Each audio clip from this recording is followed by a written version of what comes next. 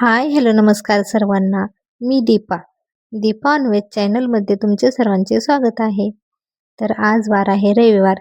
तर आज आमचं असं चाललेलं आहे, अनुष्कावर थोड्याशा गप्पा मारलेल्या आहेत. त्यानंतर फर्निचरचं काही काम चाललेलं होतं. तुम्ही तर पाठीमागच्या व्हिडिओत पाहिलेलं असेल. आणि इथं पाहताच चाल तुम्ही, जो आपला सामान आहे आलेला आहे, त्या मालातूनच अद्वैतने ही एक त्याच्यासाठी सॉफ्ट अशी उशी काढलेली आहे. आणि ह्या उशीचा शेप नक्की ॲपल आहे की टोमॅटो आहे हे मला कमेंटमध्ये सांगा. आणि आपले कपाट तर इथं असे लावून झालेले आहे. मागच्या व्हिडिओमध्ये जे फर्निचरचं काम चाललेलं होतं ते कपाट आता पूर्ण झालेलं आहे.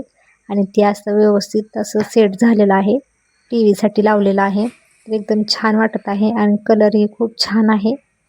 आणि एक रूम थोडीशी आपली तयार झालेली आहे, परंतु अजून हे जे कपाट आहे दिसत आहे हे मला ऑर्गनाईज करायचं आहे, व्यवस्थित असे लावायचं आहे. फक्त ते साईडला ओढलेलं आहे आणि पूर्ण रूममध्ये असा पसारा झालेला आहे, जो की व्यवस्थित सेट करायचा आहे.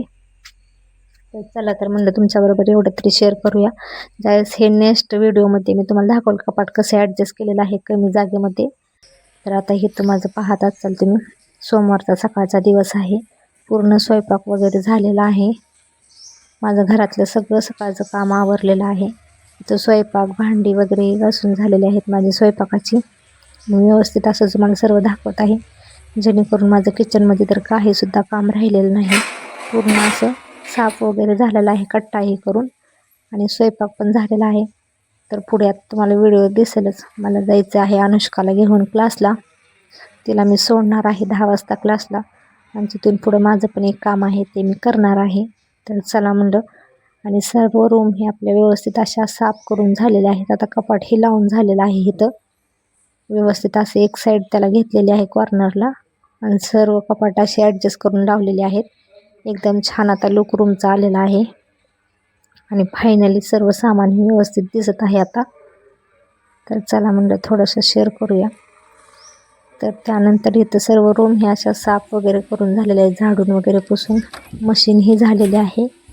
सर्व कपडे झालेले आहेत, आता कपडे वाळायला घालायचे आहेत. आणि तुम्हाला टायमिंग मी दाखवत आहे आता किती वाजलेले आहेत. तर 10 वाजलेले आहेत. तर चला आता मी निघालेले आहे. सर्व माझं काम आवरून झालेलं आहे. तर चला आता आपल्याला जाता जाता एक काम करायचं आहे, ते म्हणजे मी अनुष्काला घेऊन क्लासला चाललेले आहे. अनुष्काला सोडणार आहे आणि तिथून ही माझी 1-2 काही कामं आहेत ती मी करणार आहे. तर जातानाच आमच्या रस्त्यालाच इथं मंडई असते. प्रथम तर मला तिथं मंडई घ्यायची होती. आणि आमच्या गावामध्ये बाजार पण खूप मोठा भरतो, परंतु मी काही जास्त बाजारातून भाज्या घेत नाही. कारण की असं मंडई पण खूप फ्रेश असते आणि रेग्युलर रोज मंडई भरते, फक्त एकच दिवस मध्ये भरत नाही, बाजारच्या दुसऱ्या दिवशी. तर मग मी त्या बाजारमध्येच काही लागणाऱ्या भाज्या कामापुरत्या घेऊन येते आणि नंतर अशा फ्रेशच भाज्या मंडईमधून घेऊन येते. कारण तर ताजं फ्रेश भाज्या आपल्याला भेटत असेल तर आपण तर का मिस करायचं. यासाठी मी आता स्वतःला एक नवीन असा नियम आणि रूल घालून घेतलेला आहे, जेणेकरून आपणही ताज्या फ्रेश भाज्या खायच्या. जास्त पण आणून फ्रीजमध्ये ठेवायच्या आणि त्यानंतर रोज त्याच भाज्या करून खायच्या. कधी तर मला पण असं थोडंसं रोज सकाळी ये-जा असतेच माझी मंडईच्या ठिकाणी. तर म्हणलं असंच आता करायचं. यासाठी मी तर आता बरेच दिवस झालं असंच करत आहे. बाजारातून जास्त काही बाजार मी खरेदी करत नाही. भाज्या वगैरे कामापुरत्याच घेऊन येते आणि त्यानंतर असं आधीमधून जेव्हा आपल्याला लागतात तेव्हा मंडईमधूनच ताज्या फ्रेश अशा भाज्या घेऊन यायच्या. आणि खूप छान भाज्याही भेटतात. सर्व इथं आजूबाजूला शेतकरीच आहेत आमच्या गावाच्या बाजूला. त्यामुळे सर्व शेतकरीच असे मंडईला येऊन भाज्या विकण्यासाठी बसतात आणि ताज्या फ्रेश भाज्या असतात. जेणेकरून आपल्यालाही असं भाज्या घेताना आपल्यालाही आपणही त्या भाज्यांचा उपभोग घेऊ शकतो आणि 4 पैसे त्यांनाही रोज मिळतात, जे की शेतकरी बसतात. आणि काही वयस्कर माणसं देखील मंडईला असतात, आजोबा वगैरे आजी. त्यांना सुद्धा ह्या गोष्टींचा खूप फायदा होता. आपण तर रोज अशी थोडी थोडी खरेदी केली तर 4 पैसे त्यांच्याकडे येतात. यासाठी हे खूप छान आहे. आणि आमच्या भागामध्ये तर बरेचसे जण असे म्हणजे मंडईमधूनच भाज्या वगैरे खरेदी करतात जास्त. आणि खूप मंडई मोठी भरते, कारण मंडईमध्ये ताज्या भाज्या असतात.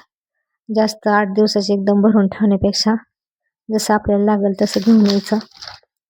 यासाठी. आणि हे ओळखीचेच दादा आहेत, ह्यांच्याकडेही खूप छान भाज्या असतात. तर मी तर नेहमी ह्यांच्याकडूनच घेते. बऱ्याचशा अशा एकाच ठिकाणी ह्यांच्याकडं सर्व भाज्या असतात, त्यामुळे एका ठिकाणी सर्व भेटतं. यासाठी प्रथम तर मी इथं घेते. जे अजून दुसरं काही घ्यायचं असेल तर मग आजूबाजूला शोधायचं आणि आपलं काम हे पटकन होऊन जातं. 5 ते 10 मिनिटात खरेदी. आणि आपल्या हेल्थसाठीही खूप चांगलं आहे. ह्या छोट्या छोट्या गोष्टी आपण जर फॉलो केल्या तर खूप चांगलं आहे. चला तर मी इथंच व्हिडिओचं एंड करते. भेटूया नेक्स्ट व्हिडिओमध्ये.